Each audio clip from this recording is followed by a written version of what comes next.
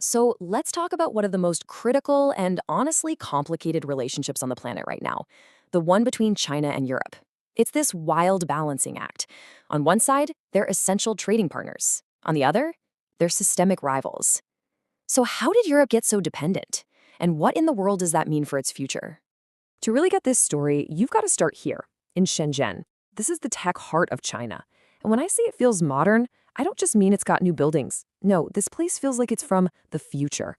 It's the perfect snapshot of just how far and how fast China has come. I mean, picture this. You're thirsty. You pull out your phone and order an iced tea. A few minutes later, you hear a whirring sound, and a drone literally descends from the sky to drop off your drink. This isn't some sci-fi movie concept. It's just a normal Tuesday. It shows you how they're just completely pushing the boundaries of what's possible. Or, okay, how about this? You need a ride across town. You hail a car, and it pulls up with nobody in the driver's seat. It just navigates all the crazy traffic and busy streets by itself. This is the reality of China's technological leap, and it's happening at a pace that, honestly, many people think is leaving the West in the dust. And here's the thing you have to understand. None of this happened by accident. This incredible progress, it's all part of a huge, super ambitious, and very carefully planned dream from President Xi Jinping. The goal?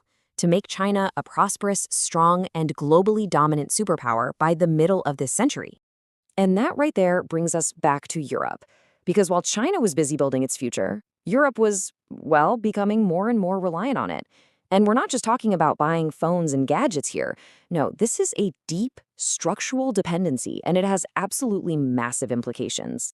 So you have to ask, how deep does this reliance actually go? It's the kind of question that keeps policymakers in Brussels and Berlin up at night. And the answer, well, it's pretty sobering. It touches pretty much every single part of the modern European economy. This, quote, wow, it just puts the whole situation in such stark terms, doesn't it? It's a huge warning about a vulnerability that's been building for years. We're talking about a dependency on critical resources that are almost completely controlled by one single country. Okay, so let's break this down a bit. Look at rare earth minerals. These are the things you need for literally everything from your smartphone to wind turbines. China processes over 85% of the entire world's supply. Then there's the whole green transition. A single Chinese company, CAT, controls nearly 40% of the global market for electric vehicle batteries. And it's not just the parts.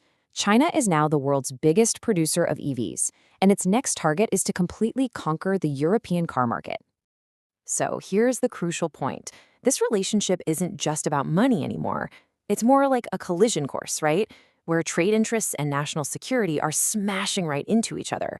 China is both a partner that Europe feels it can't live without, and a rival whose ambitions are a direct challenge. And this really shows the two faces of China, right?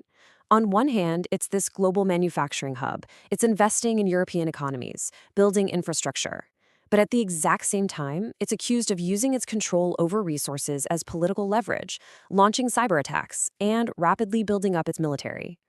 And listen, these security threats are not just some theory. In 2021, hackers who were believed to be Chinese agents targeted a German facility that creates the super precise data for navigation systems like GPS. German officials are seeing this clear shift away from just stealing industrial secrets to now attacking political institutions. The concerns now range from, get this, listening devices and digital toys, all the way to the core technology that powers Europe's 5G networks. I mean, the whole story with Huawei is the perfect example of this. It went from being this celebrated tech giant to a huge security risk. The arrest of its CFO back in 2018, that was the real turning point. The US put the company on a blacklist, saying it was tied to Chinese intelligence, and those fears started echoing across Europe, where investigations were launched into potential bribery, and now Huawei is basically barred from the heart of the 5G system. But just as the world was bracing for this unstoppable Chinese superpower, the whole story started to change. Because behind all those futuristic cities and all that tech, China is facing some really serious problems at home that are threatening its stability. This right here, this quote from political scientist Michael Beckley, who advises the US Department of Defense. It signals a huge shift.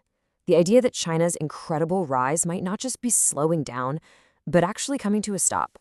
So what's going on? Well, China is basically facing a perfect storm of crises. There's a massive real estate bubble that's bursting, A huge environmental crisis has damaged a big chunk of its farmland, forcing it to be the world's top food importer. And on top of that, there's a demographic time bomb ticking away as its working age population is actually shrinking. And then there's the debt, a mountain of it. Even conservative estimates put China's total debt, that's government, corporate, and household debt, at over 3 times the size of its entire economy. That is just not a sustainable number. It puts this immense pressure on the whole system. And here's the paradox, the part that's actually kind of scary. A struggling China might be more dangerous. The fear among analysts like Beckley is that as its economy gets weaker, the Communist Party could turn to nationalism and military aggression to keep its grip on power. And that would make it a much more explosive and unpredictable threat. So all of this leaves Europe in this incredibly tricky spot. How does it de-risk, reduce its dependencies on the really critical stuff without completely cutting ties with a country that's a vital partner, a competitor, and a potentially volatile power all at the same time? It's a balancing act with no easy answers. And China isn't just sitting back and waiting. It's actively building a bridge right into Europe, and it's doing it through countries like Hungary. The strategy is pretty clear. Fund massive infrastructure projects, build factories inside the EU so you can get around tariffs, and then use those deep economic ties to gain political influence and try to divide the union from within. So this is the fundamental question Europe has to answer right now. In this big rush to get investment and access to cheap goods, is it trading away its long-term security and its own autonomy, all for short-term economic benefits? Ultimately, what former EU Commissioner Margaret Vestager says here is that this is about way more than just economics. It's a powerful reminder that when you become so dependent on a partner that has a completely different system of values, well, your own values can start to erode. The stakes aren't just about supply chains and tariffs anymore. They are the very principles that Europe is built on. And how it navigates this relationship, that is going to define its future.